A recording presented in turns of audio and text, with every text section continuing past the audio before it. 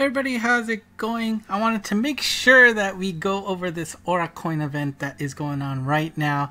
Sorry it's a little bit late, we've already missed day one, but hopefully you were able to get the items, run the quest, and enjoy the goodies that come out of this. So, most importantly, do keep in mind of the end time of this event. While the exchange box for items is available until I think a few days later, the event actually ends on April 26th, 11:59 a.m. Japan time, so you will not be able to earn more coins after that date, but you will still be able to exchange for items after then. Alright, let's get started. So how this works is you're going to take on this quest featuring Kotokozen. She is not droppable, and unlike last year, you actually have to bring max lucks. Last time everybody got a plus 99, so everybody was essentially a max luck. That is not the case this year, so a little bit of a bummer, but I guess they realized it was way too good. In addition, if you play via co-op with other people, you will get more drops as part of the boss drop. So if you clear this stage solo, you will not get any bonus drops from the boss. So keep that in mind. In addition, when you are playing, there is a small chance that Oracoin will show up. And actually, from my experience, they've shown up fairly often, so it's a good thing. If you take him down before that hit counter hits 0, you will get some extra coin drops for that run. If he runs away, you get nothing. Alright, so let's take a look at, this quest. We can take a look at the details here real quick. It is up for 24 hours, so you can run it whenever you want, which is always a good thing. It's at 30 stamina, which is nice for a Kyukyuk stage. It is warp only, so it's a pretty straightforward quest. So hopefully, even if you're just starting this game, you can take on this quest with the appropriate monsters. As you can see, you'll get a coin each for the clear, speed clear, and no continue clear. Hopefully you're not continuing. If you're playing with 4 players, each of those max lucks, that'll contribute 8 more coins. And if you use a treasure box item, that's another 2 bonus coins there. And like I said earlier, if you're playing with co-op, you'll get some extra bonus drops, 1 through 5. Again, more players means it's biased towards higher drops, or so they say. And of course the random Oracoin drops 1 through 5 coins. So there's a good amount of coins you can hook up yourself into just by running this with max players. So hopefully you have a line group, Facebook group, Discord channel, even just using the game with message boards to find some groups to play with. Hopefully you're able to find it. And as you can see, it goes pretty quickly. I was able to do this in 2.5 minutes in the best case, and even not in the best case, it's fairly quick, and it's an easy quest. So hopefully everybody and anybody can do this. Now, of course, the most important thing is what are we actually getting out of this, right? So there is this menu item here. If you hit the monster tab, you'll see this red icon there. So you don't even have to worry about reading Japanese. You can just look for that color and you know where you need to go. Well, of course, you've got some awesome items you can exchange for, but most importantly, there are 3 monsters here that you can exchange those Oracoins for to get some max lucks out of. You got Tenpaku in the fire element, Ransui in the water, and Shiho in the light elemental. And actually, a cool thing, if you didn't know, that these seem to be based off of really old event quests, so you can look back into the old ones and they actually compare them really nicely to them. Alright, so back to this screen. Let's see what we can actually exchange for. So as you can see on top, there is a daily rotating item. And so you can check it out on this calendar here. Again, it is in Japan time, so do take care about that.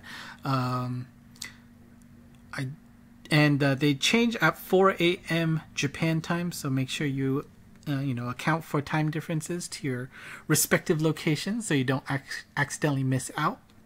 Everything here is 500 coins or 5 drop worth, so it's pretty easy to get them, with the exception for the premium items, which is the Waku Waku Min yesterday, the Eraberu Bell tomorrow, the Fueru Biscuit on the 18th, and the Miracle Min on the 21st. Those cost double at 1,000 coins or 10 coin drops. So make sure, even if you finished all the other stuff, just check back in once a day to make sure you get that daily reward. so that they are at discounted prices, so you're definitely going to want to get them, I'm sure.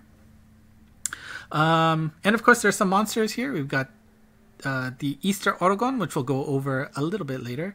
But as I said earlier, we've got Tenpaku here, Ransui, and Shiho, who are the monsters that you're going to try to max luck if possible. And of course, there's a bunch of premium items here.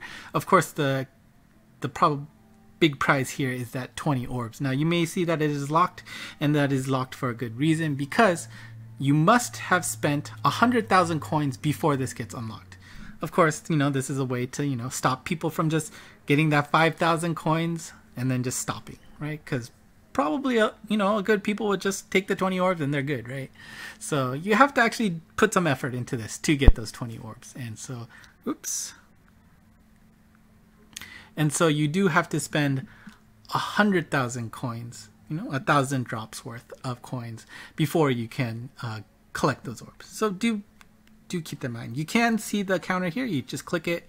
It says there's 99,000 left. So let me say I buy this orb, which of course I'm going to do.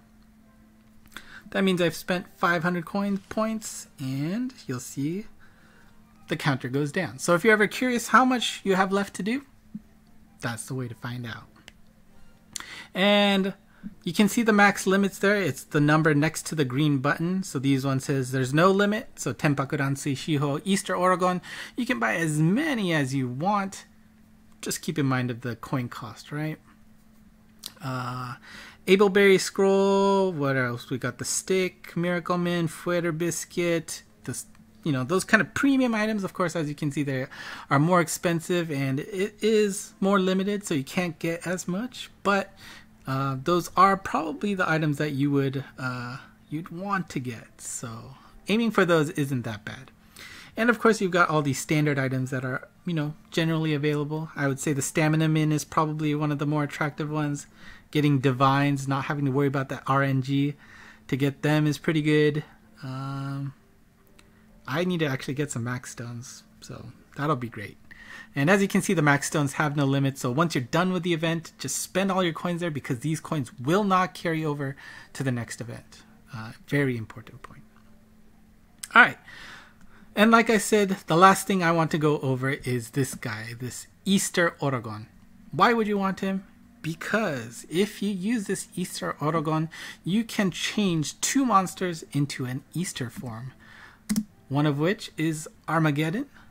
The other is Nightingale, most recently transcended. Pretty surprising. Now, here is the important point. When you change them into the Easter form, they actually take a decent amount of materials to do that. And it actually, I feel like it kind of hurts a lot. Especially if you've already transcended your Nightingale. So, for example, let's take a look at Armageddon.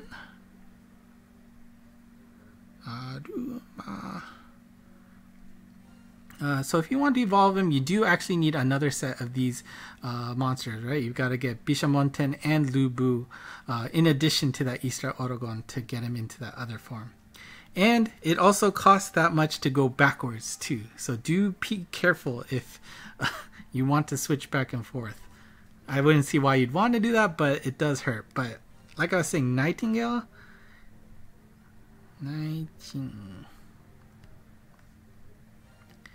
Oof, look at that. It costs Dragon Gems, and it costs 4 Dragon Gems to go there. So not only did it cost the 5 to upgrade her in the first place, if you've already transcended her, which I assume most of you have, it costs another 4 to get it into that Easter form, which is really rough. I don't know why it's that expensive, but oof. So make sure you double think about whether or not you want to make that transition over. Now, of course, it is good for the, you know, Toxic Mist, you know, the ones where it attacks the same monster of the same type. But yeah, it's rough. Anyways, the major takeaway with this is, as you can see, it does take about 2,326 coin drops to get everything, you know, all the monsters max lucked, enough Easter Oragon so you get 1 copy of each, the orbs, the premium items, the standard items, and the daily items each day. Of course, you might not need everything, so you can take a look at this chart, pick and choose, and see what your limit is. Just keep in mind that you do need to spend 1,000 drops worth of coins, 100,000 coins, points, before you can unlock the orbs. So you're probably gonna max luck at least 2 of the characters before you can get those orbs, and I know everybody wants orbs, so that's it. All right, and I think that's it for me today. Let me know if you have any questions with this event. I'll be more than happy to answer them for you. The monsters themselves are pretty decent. I mean, we can take a look at them real quick. I won't go into any depth, but they don't have any alternate forms. They're not transcensions, but it's a decent set, right? We got no gravity barrier, no magic circle with that round flash, minesweeper, weak point slayer is always nice, I feel like, and of course dash seems like the most popular thing nowadays with the monster strike meta. And we got warp and block, decent combo, I'd say. So seems like a good set of monsters to max luck, fairly easy, why not? All right, that's it for me today. Let me know if you have any questions. I know I already said that, but thanks, and until next time, bye bye.